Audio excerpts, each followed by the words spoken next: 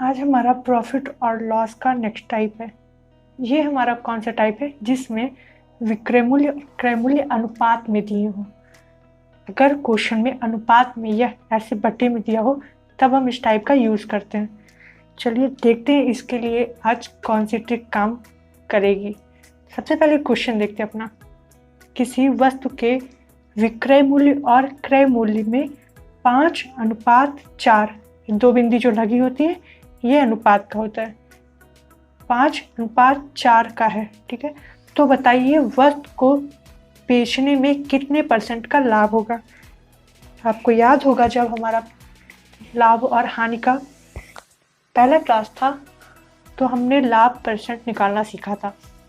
Same process हम इस question के साथ भी करेंगे। तो इसमें पूछा है कितने % का लाभ होगा। सबसे पहले इस क्वेश्चन को सॉल्व करने के लिए हम क्या कर लेते हैं, देख लेते हैं हमारा विक्रय मूल्य क्या है और क्रय मूल्य। तो पहले इसका अनुपात है हमारा विक्रय मूल्य का 5 और क्रय मूल्य का 4। तो हम सबसे पहले लाभ निकाल लेते हैं। तो लाभ बराबर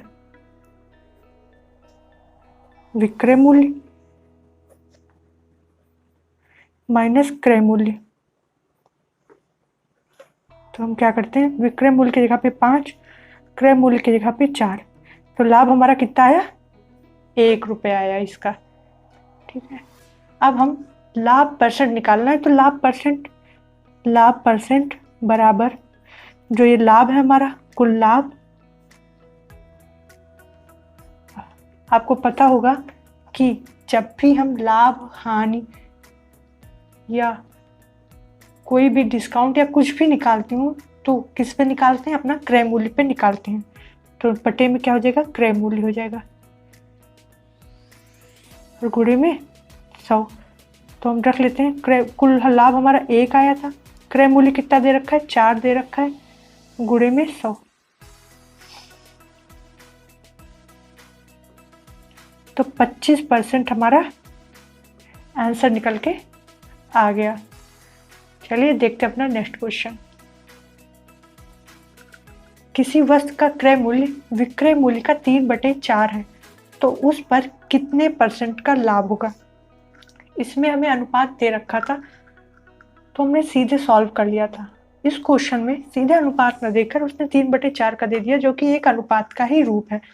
बस इसको हल्का सा चेंज करना है। तो चलिए हम इसे हल्का सा चेंज कर लेते हैं। तो क्रय मूल्य बराबर विक्रय मूल्य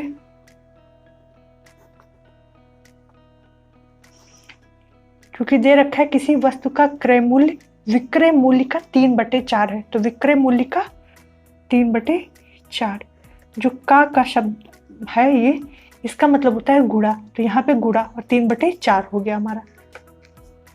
अब हम इसे आगे सॉल्व कर लेते हैं। हम विक्रय मूल्य को क्रय मूल्य के नीचे ले आते हैं सबसे पहले। तो क्रय मूल्य बटे विक्रय मूल्य, और ये नीचे ही क्यों आया, क्योंकि यहाँ पे गुणे में कोई चीज़ होती है इधर, तो इधर आने पे वो भाग में चली जाती है। तो ये गुणे में थी, नीचे आएगी तो ये भाग में जाएगी। और बटे बराबर का जो ये 3/4 है इसको हम ऐसे लिख लेते हैं। अब यहाँ से हमारा अनुपात निकल आया। क्रय मूल्य कितना है, 3 और विक्रय मूल्य हमारा 4 है। तो लाभ हमारा कितना होगा, लाभ बराबर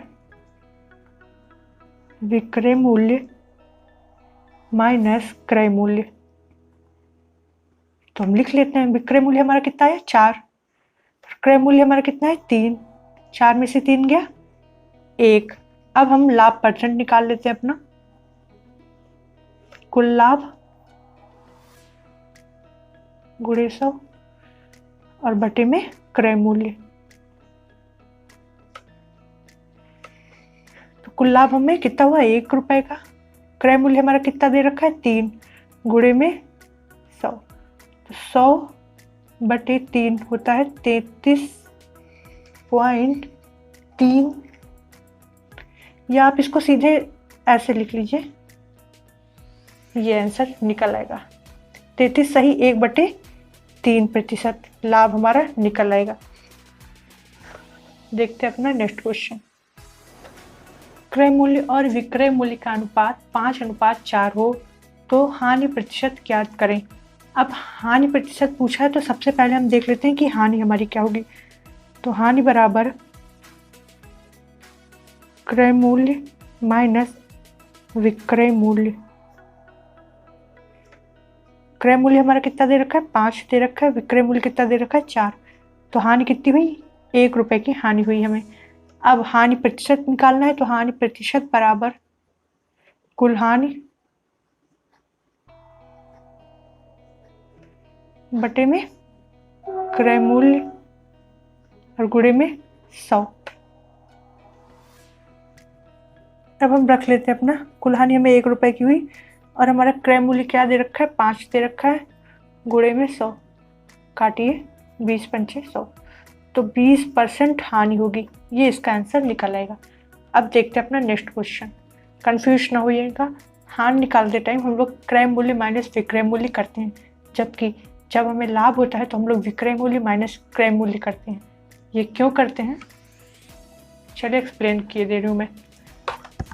इसलिए करते हैं कि जब हमें लाभ होता है तो जितने रुपए में हम कोई चीज़ खरीद के लाते हैं उससे ज़्यादा रुपए में हम उस चीज़ को बेच देते हैं, तो हमें लाभ होता है। उस कंडीशन में हम लोग क्या करते हैं, विक्रय मूल्य माइनस क्रय मूल्य करते हैं, तो हमें लाभ निकल आता है कि हमें कितने रुपए का लाभ हुआ। लेकिन इसके बिल्कुल अपोजिट कंडीशन अप्लाई होती है हमारी हानि पे। जब हमें हानि होती है तो होता क्या है कि जितने रुपए में हम वस्तु खरीद के लाते हैं, बेचने पर उससे भी कम रुपए हमें मिलते हैं। इसलिए जब हानि होती है तो हम लोग क्रय मूल्य माइनस विक्रय मूल्य करते हैं और हमें समझ में आ जाता है कि हमें कितने रुपए का हानि हुआ है। चलिए देखते हैं अपना नेक्स्ट क्वेश्चन। एक वस्तु को अंकित मूल्य के 3/4 पर बेचने से 25% का लाभ होता है। अब देखिए इसमें इस क्वेश्चन में लाभ पहले ही दे दिया है और इसमें पूछ क्या रहा है, जो अंकित मूल्य और क्रय मूल्य है उसका अनुपात पूछ रहा है। चलिए देखते हैं इस क्वेश्चन को हम कैसे सॉल्व करेंगे। तो अंकित मूल्य के 3/4 पर बेचने पर उसे 25% का लाभ होता है, तो हम लिख लेते हैं कितने पे, जो अंकित मूल्य है उसके 3/4 पर बेचने पर कितने का, 25% का लाभ हो रहा है। और लाभ हमेशा किस पे होता है, लाभ हमेशा क्रय मूल्य पे होता है। तो क्रय मूल्य गुणे और हमेशा 100 होता है, 100 पे लाभ होता है, तो 100 पे 25 का लाभ, तो कितना हो जाएगा, 125/100। ये हमारा क्वेश्चन का फॉर्मेट बनेगा। अब देखते हैं हम इसे कैसे सॉल्व करेंगे। तो सबसे पहले इसको क्योंकि अनुपात में बनाना है तो हम लोग क्या करेंगे कि अंकित मूल्य बटे इस क्रय मूल्य को हम लोग ले आएंगे नीचे।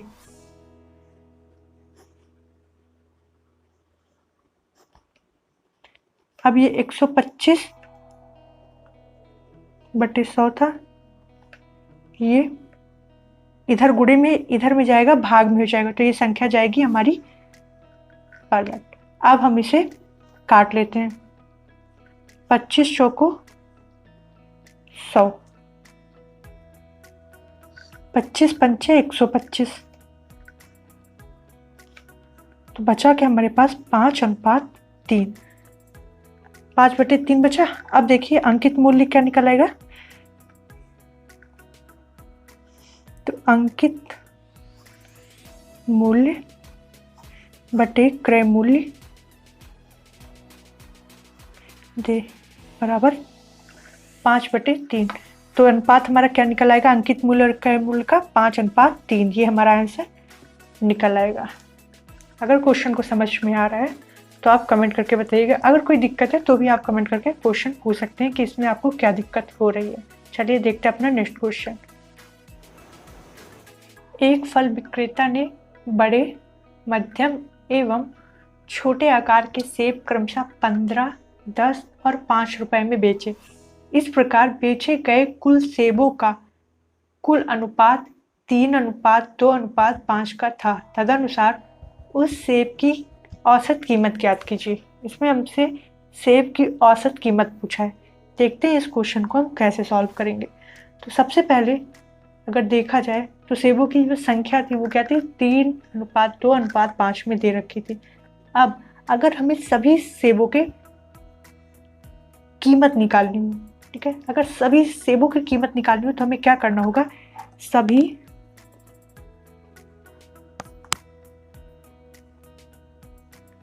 सेबों की कीमत बराबर, ये जो 15 दे रखा है 15 रुपए, और ये कितने थे, 3 थे, फिर प्लस 10 और गुणे कितना था, 2 था, फिर प्लस 5 गुणे 5। अब हम इसे सॉल्व कर लेते हैं। 15 दिया 45 प्लस 10 दूनी 20 प्लस 25। जब हम इसे जोड़ेंगे तो हमारा आएगा 90। ये हमारी क्या हो जाएगी, सभी सेबों की कीमत हमारी निकल आई। अब हमसे पूछा है कि सेबों की औसत कीमत क्या है, तो देखते हैं सेबों की औसत कीमत।